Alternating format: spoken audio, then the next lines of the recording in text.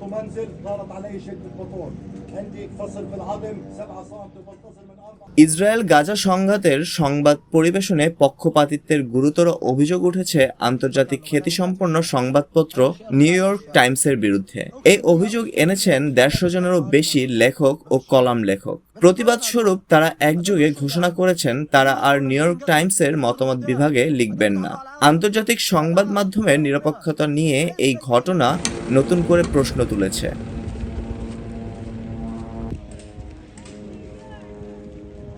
গাজায় ইসরায়েলের বর্বর আগ্রাসন এবং যুদ্ধাপরাধের সংবাদ পরিবেশনে নিউ ইয়র্ক টাইমসের ভূমিকা নিয়ে বহুদিন ধরেই সমালোচনা চলছিল।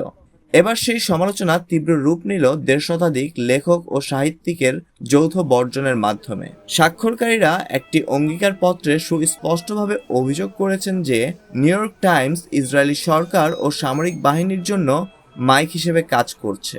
তারা মনে করেন পত্রিকাটি ইচ্ছাকৃতভাবে দখলদার বাহিনীর যুদ্ধাপরাধকে আড়াল করছে এবং ন্যায্যতাও দিয়েছে।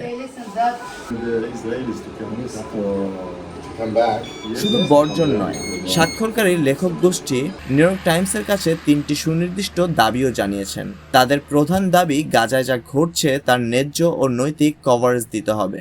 2, ফিলিস্তিনিদের উপর চালানো সহিংসতার ঐতিহাসিক ও রাজনৈতিক প্রেক্ষাপট স্পষ্টভাবে তুলে ধরতে হবে। আর 3 নম্বরটি হচ্ছে ফিলিস্তিনিদের দৃষ্টিকোণ থেকে লেখা আরও মতামত নিবন্ধ প্রকাশ করতে হবে। লেখকদের এই পদক্ষেপ আন্তর্জাতিক সংবাদ মাধ্যমে ফিলিস্তিনি কণ্ঠস্বরকে অবদমিত করার একটি প্রবণতার বিরুদ্ধে শক্তিশালী প্রতিবাদ হিসেবে দেখা হচ্ছে।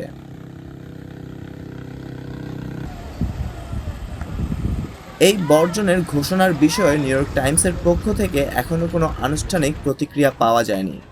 তবে 150 জন লেখকের এই সম্মিলিত প্রতিবাদ বিশ্বজুড়ে গাজা সংঘাতের খবর পরিবেশনে সংবাদ মাধ্যমের নৈতিক দায়িত্ব এবং নিরপেক্ষতা নিয়ে যে বিতর্ক তৈরি করলো তা নিঃসন্দেহে দীর্ঘস্থায়ী প্রভাব ফেলবে।